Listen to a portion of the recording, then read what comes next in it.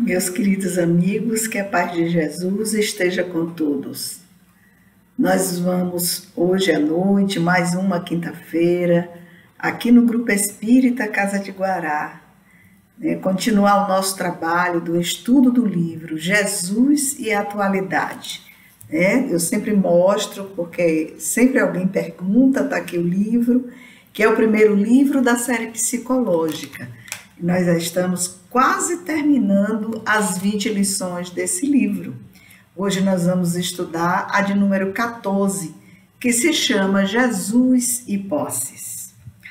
Antes de continuar, vocês já perceberam que eu mudei o cenário. Hoje eu estou no reino de meu marido, Ari Quadros Teixeira, né? Vocês estão vendo aqui, ó, a nossa irmã Sheila. Aqui está Joana de Ângeles, a fotografia, portanto, a representação. Alguns símbolos, sim, aqui desse lado, ó, nós estamos vendo Dr. Flávio, na época que gostava de uma moto, não sei se ele ainda gosta, né? Aqui nós temos um desenho de Nina, quando era bem pequenina, que fez para o avô, Ari Quadros. Aqui em cima é uma pintura, e mais essa outra aqui embaixo, que Isa fez para o avô e presenteou o avô. Aqui em cima, vou ver com a mão de cá fica melhor. Aqui tem uma foto de Firenze, né? Uma cidade da Itália.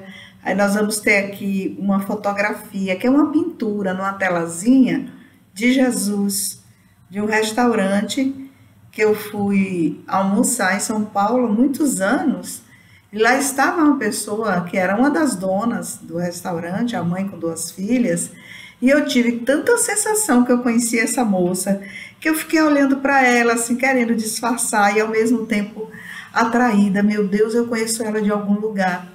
Então, na hora da sobremesa, ela disse assim: eu percebi que você estava me olhando, me observando. Aí eu falei: é porque eu acho que eu conheço você de algum lugar. Aí ela perguntou assim: de que país você é? Eu falei: sou brasileira. Ela disse: não, sua ascendência. Aí eu falei para ela, ela falou: eu sou árabe.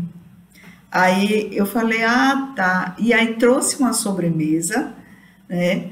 E embaixo do prato da sobremesa estava essa imagem de Jesus, né? Então ela falou: um presente para você.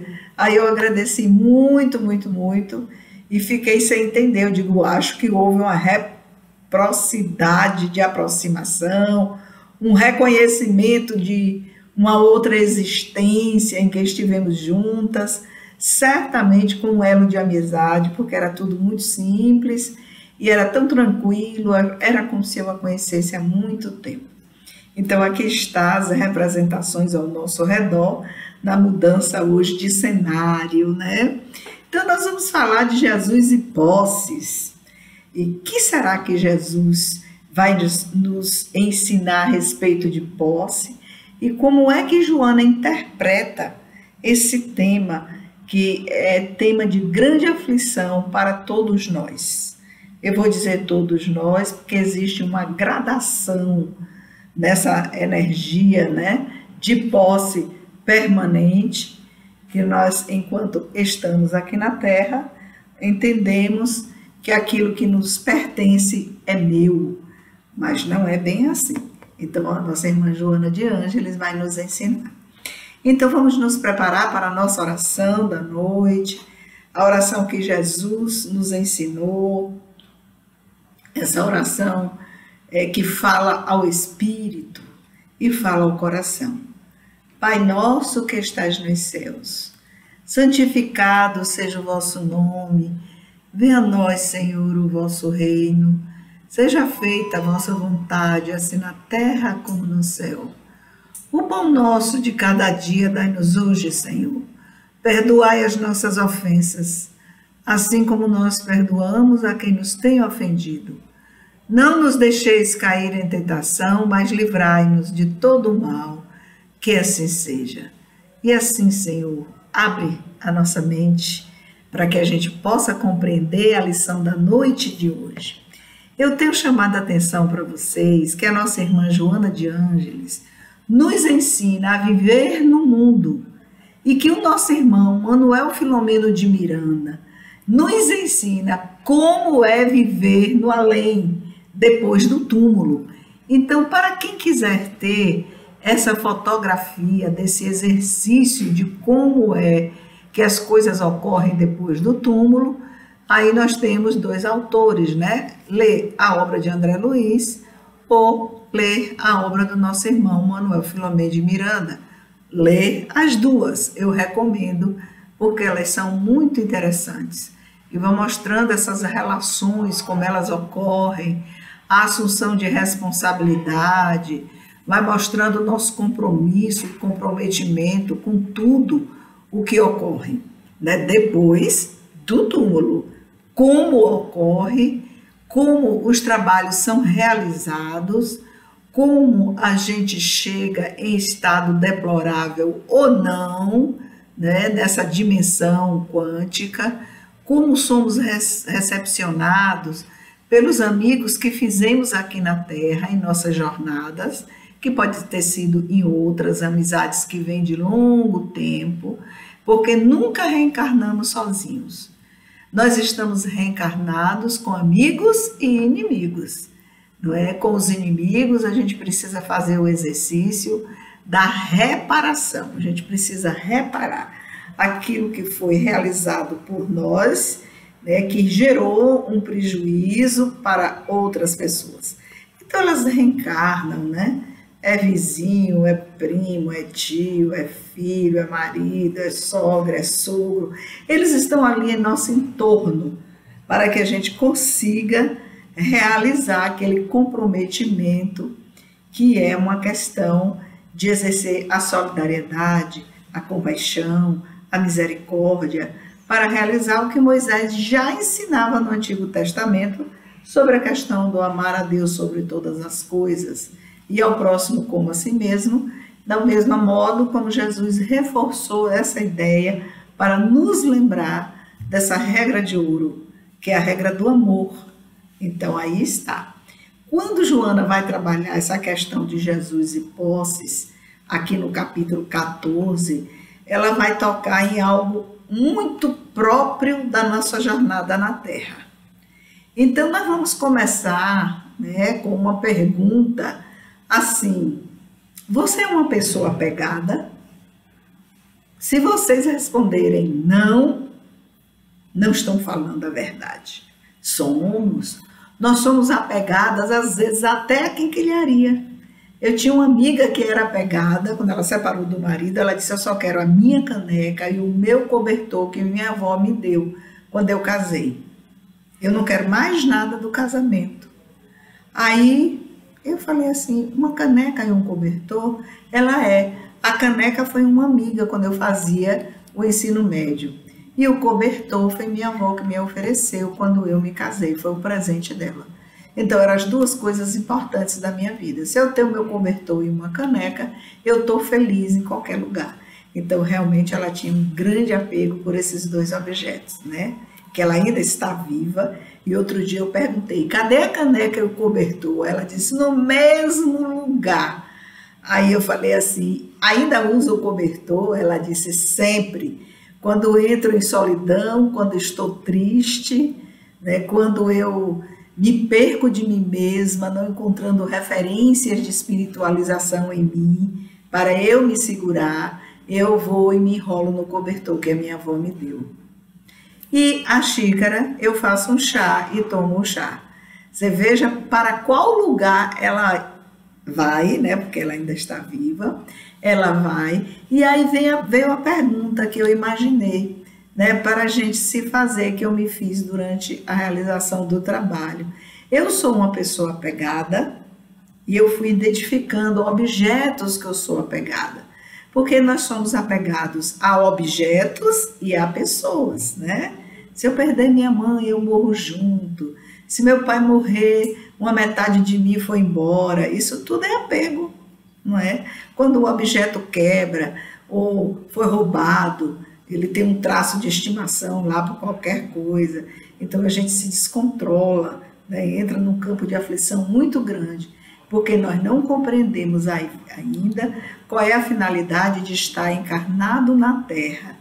E a outra, que essa questão, você tem apego a quê? Identifica, vamos identificar agora o que é que nós temos apego? Bom, então a gente vai trabalhar agora na questão do medo, né, da aflição.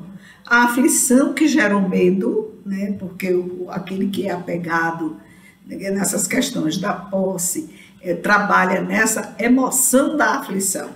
Por que a aflição? Por que ela ocorre? O que é que ela gera? Que tipo de coisa ela gera? De emoção também. Então, o medo é a primeira delas. Medo de perder alguma coisa, não é? Também, quando nós somos muito apegados a valores, a objetos, vocês conhecem também essa ânsia de querer aumentar o patrimônio, por exemplo. Você tem um carro muito simples, então você sonha em ter um carro melhor, aí você compra o carro melhor, mas não lhe satisfaz, você quer um muito melhor, e um muito melhor, aí depois você não quer mais carro, você já pensa em comprar um helicóptero, porque a sua aflição é o aumento dos bens. E quanto mais você aumenta os bens, mais você tem condições, né, de ter acesso a bens de maiores valores, que no fundo do fundo é o desejo de acumular, né, essa riqueza, digamos assim, para ter um ganho. Que ganho eu vou ter? Tenho um ganho que vai colocar o meu orgulho e minha prepotência sempre no modo ativo, né? Daí, o meu orgulho e a minha prepotência, em razão de eu possuir tantos bens, qual é a consequência? Eu serei sempre bajulado pelo que eu possuo, que eu tenho. Então, aí a Joana veio chamar a atenção. Cuidado, porque às vezes o que você tem, você também é bajulado pelo que você tem, por alguém que nada tem. Então não precisa quantias estrondosas, bens fantásticos, né? Porque sempre vão existir pessoas em seu derredor, né? Na sociedade que você vive, no núcleo familiar que você está, ou no seu núcleo de trabalho, que sempre invejará algo que você possui. Às vezes você não possui nada, mas você possui um sorriso bonito, você tem uma forma especial de tratar as pessoas, você tem uma forma especial de enxergar as doenças da alma no outro, sem ser um terapeuta, mas você tem essa facilidade que nasce da compaixão, da solidariedade, você tem palavras afáveis para falar para os outros, está procurando sempre tirar de você essa aspereza no falar, então um jeito mais delicado de ser. Então, há recursos que todos nós temos que provocam essa questão da inveja nos outros, né? E a Joana diz, tenha cuidado com isso, porque nós vamos conviver nossa trajetória com tudo isso. O que nós não devemos fazer é a questão do apego, porque ela vai nos ensinar uma coisa interessante. Quanto mais apego eu tenho às coisas e às pessoas, as coisas e as pessoas terminam não só nos pertencendo, porque eu tenho as coisas, as pessoas e as coisas, mas chega um ponto de apego que as coisas é que me tem, faz um caminho contrário. Então não é a caneca nem o cobertor que eu tenho, a caneca e o cobertor é que me tem. Vocês entenderam? Como é que ocorre isso? Ocorre quando eu penso na perda desses objetos, né? Pessoas, estou chamando pessoas de objeto agora, né, gente? Pessoas e coisas, e que só o fato de pensar que eu vou ter meu cobertor furtado, minha caneca quebrada, eu entro num desespero emocional profundo. Viu como é que as coisas nos pertencem, elas nos têm, elas nos pertencem, mas ela exerce um poder tão grande em cima de mim que eu me desestruturo só em pensar em perdê-las. A Joana disse que isso é um ponto perigoso que nós nos encontramos, né? E que a gente precisa ter esse cuidado muito, muito grande. Todo esse texto vai ser uma proposta de despojamento do que você tem. Despojamento. E uma proposta de solidariedade, que nós vamos encontrar a proposta de solidariedade lá na parábola do samaritano, né? Então, quando aquele senhor importante vai perguntar a Jesus, né, o sacerdote, a respeito do próximo, quem é o meu próximo? Aí Jesus então vai contar a parábola do samaritano para mostrar que o nosso próximo, né, vai ser sempre aquele com quem eu vou desenvolver a questão da compaixão e da misericórdia. E aí, desenvolvendo esses dois sentimentos ou emoções superiores, eu vou poder então ir me desligando desse sentimento de posse, né, que eu guardo dentro de mim. Então, a Joana disse que nós precisamos sair da condição de escravo, porque nós nos escravizamos às coisas e às pessoas. E quando nós estamos escravizados às pessoas, nós não comandamos a nossa vida. Nós não temos condições de avaliar, de julgar e de fazer escolhas equilibradas, porque os outros é que me têm. Eu não tenho os outros. Vocês compreenderam? Na questão da humanidade. Esse é um texto que a Joana trabalha em 6 aspectos diferentes, né? Ela vai colocando os asteriscos dela, aquela florzinha de lis, e ela vai então apresentando aspectos da posse para chamar a nossa atenção, né? O que é que nós devemos focar e percebermos onde nós nos encontramos, porque a Joana é essa mãe extraordinária. Ela vai nos ajudar a seus filhos, que somos nós, crianças que ainda somos espirituais, e vai mostrar N situações em que podemos nos encontrar nessa questão da posse. Ela disse que nós somos, é uma pergunta que eu vou fazer para a gente refletir.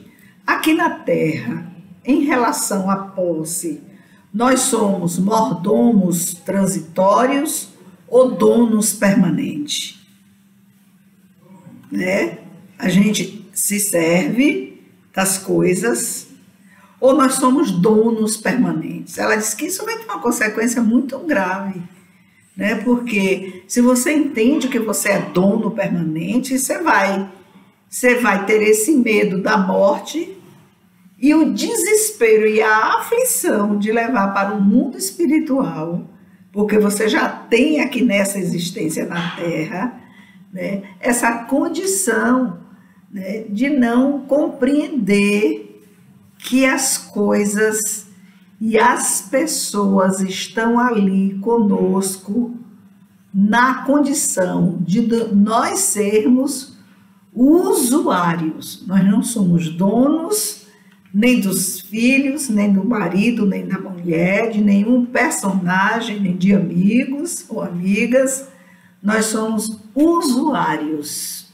Nós fruímos da amizade, da proteção, do calor humano, nem nossas relações.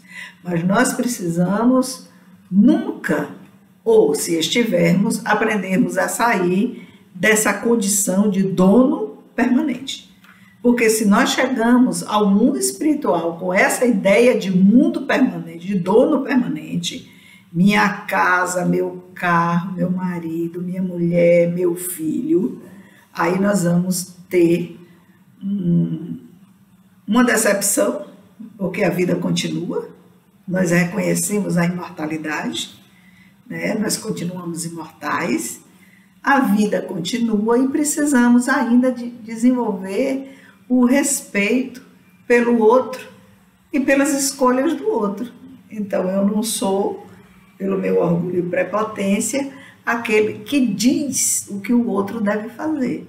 O meu papel é um papel de educador, de orientador, no caso da família, mas nunca de interferência, né, naquilo que os outros escolhem.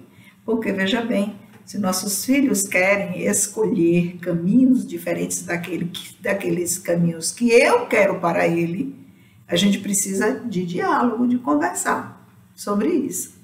E quando o filho disser, não é isso que eu quero, então a gente dar o apoio, mas mostrar sempre, olha bem o que é que você quer, olha as consequências disso, olha o que você vai viver. Eu reconheço, né, que nem todo mundo tem a condição de ter já esse pouco de clareza para estar nesse lugar, né? É um lugar pedagógico, é um lugar educativo, é um lugar esclarecedor, para deixar que cada um, no seu devido tempo, eles escolham por que caminhos querem andar. Né? Se algum filho diz, o que é que você quer na vida? Rico? Pensa aí, o que é que nós vamos fazer? Olha o que a riqueza faz.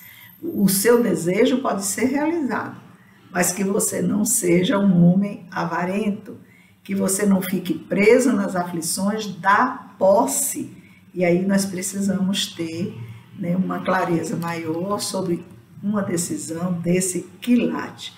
Então, na verdade, nós não somos donos permanentes, nós somos meramente usuários. A Joana diz que a nossa escolha sempre deve ser pela espiritualização. Sempre. Essa escolha pela espiritualização não impede que no século, né, que nós estamos, por exemplo, nossa reencarnação aqui agora, nesse instante, todos nós que estamos desse lado, que a gente desfrute da condição que nós trabalhamos para ter, né?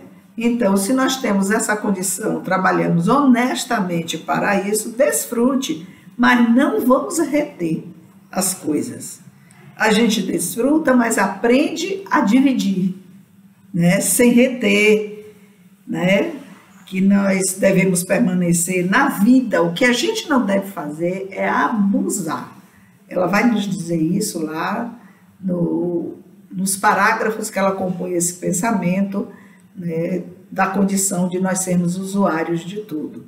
Então, não é você fazer como ela vai no seguinte, no terceiro, trazer o exemplo daquela passagem de Jesus com o moço rico, né, que é sempre o exemplo, aquele rapaz rico que Jesus convida, né, para que ele venda tudo e dê aos pobres.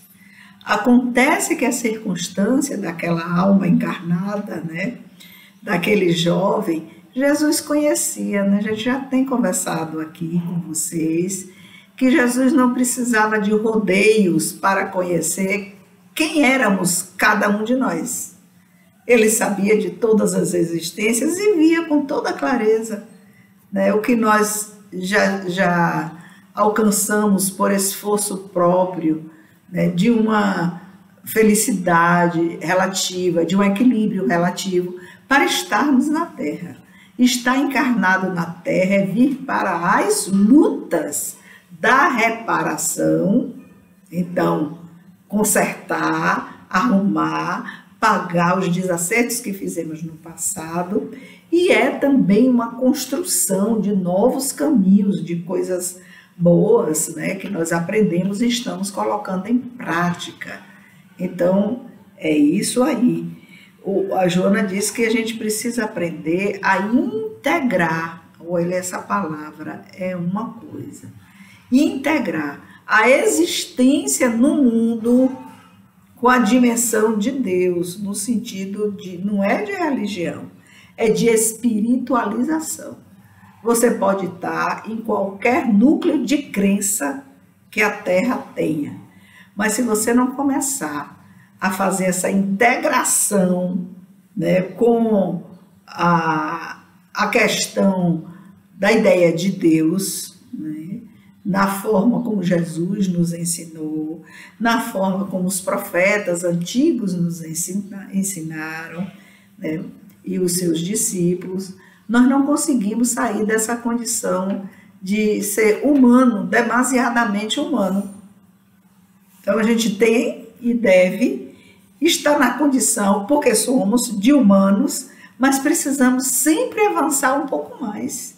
Quer dizer, um pé na terra, um pé na dimensão espiritual, trabalhando pela nossa espiritualização. A proposta desse capítulo que a gente está trabalhando aqui, Jesus e Posses, como é de todos os 20 capítulos deste livro, Jesus e a Atualidade, é uma forma que Joana encontrou pela escrita de nos ajudar nesse processo de espiritualização que nós queremos para nós, como um processo que vai nos levar a uma paz relativa, a uma felicidade relativa, a um equilíbrio relativo.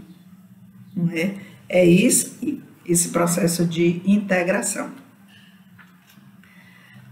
Na verdade, o que a Joana está aqui nos ensinando, nessa parte terceira, ela está nos ensinando a vencer o apego. Vencer o apego. Então, nós não temos um apego, nós temos vários apegos. E a gente precisa aprender a vencer esses apegos. Ela vai dizer na parte quarta o seguinte, que a vida é feita de intercâmbios. Então, ela já está dizendo, se é feita de intercâmbio, quem vive na solidão vai adoecer. Ela é feita de trocas, né, e de permutas.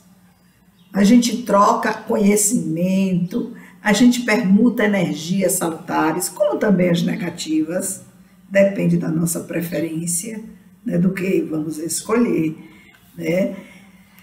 E vai lembrar de uma coisa importante que representa para muitas pessoas um enigma, como é o enigma da salvação. O que é se salvar na ideia de Jesus?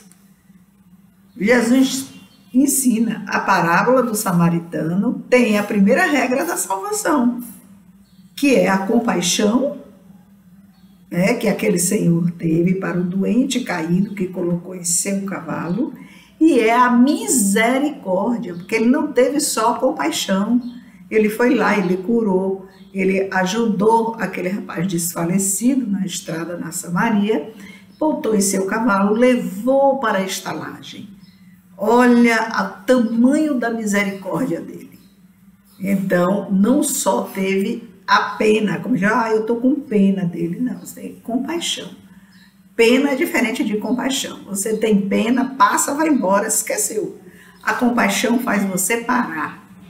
Você para, você observa, você consegue enxergar o de que a pessoa precisa. E você consegue, movido pela misericórdia, estender a sua mão. O que é que a pessoa está precisando? De uma medicação. Você observou, viu. Você foi na farmácia, comprou e trouxe. Caladinho, sabe? Aí sim, você teve a compaixão, porque observou, viu a necessidade. Você teve a misericórdia de ir comprar medicação e trazer a pessoa, e trazer de um modo que ela não se sinta humilhada, que ela se sinta acolhida, que ela se sinta amada. É isso que Joana está aqui fazendo um exercício enorme para nos ensinar. Ela diz que se dá a quem tem e se tira de quem não tem. Como é que eu entendo isso? Como é que eu entendo? Então, nós recebemos muito da espiritualidade, dos nossos anjos guardiães, das pessoas que nos amam, esteja no plano do mundo ou no plano do além. Né? São criaturas que estão aí nos socorrendo, que nos amam, que apostaram em nós. E se observam que a gente já desenvolveu um pouco de compaixão, que a gente já desenvolveu um pouco da misericórdia, aí eles dão mais a quem tem e vai tirar de quem não tem. Mas o que é que a pessoa não tem? É posses? É dinheiro? Não. Ela não tem sentimentos de solidariedade, de compaixão, de misericórdia. Não tem ainda. Né? Então, aí onde está o fundamento da compreensão da expressão. Se dá a quem tem e se tira de quem não tem. daquele, quem não tem, tem tudo, rico, milionário. Mas há um entrave na vida dele. Qual é o entrave? A avareza. Ele é avaro. E por causa da sua avareza, ele não desenvolveu a compaixão nem a misericórdia. Então se tira desse que não tem para dar a quem tem. É o processo. E o avaro, ele não reparte os excessos. Nunca reparte. Ele joga no mato, joga no lixo, mas não reparte. Não diz assim, olha aqui, vamos fazer uma limpa nesse guarda-roupa, vamos ver esses alimentos aqui que podem ser consumidos ainda, vamos ver do seu, do que está na sua despensa, na sua geladeira, do que está ali. Não dá, né? Então você tem as pessoas que trabalham com você, que você diz, não, isso aqui não vai ser útil mais. Então, se não vai ser útil, está no prazo de validade, viu, minha gente? Olha aí, tem que olhar se tudo está no prazo de validade. E não dá, porque passou da validade, tome, leve para seus filhos, leve para sua casa.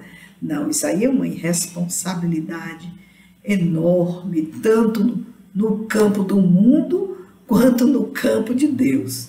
Não é? Você dá o que já passou do prazo.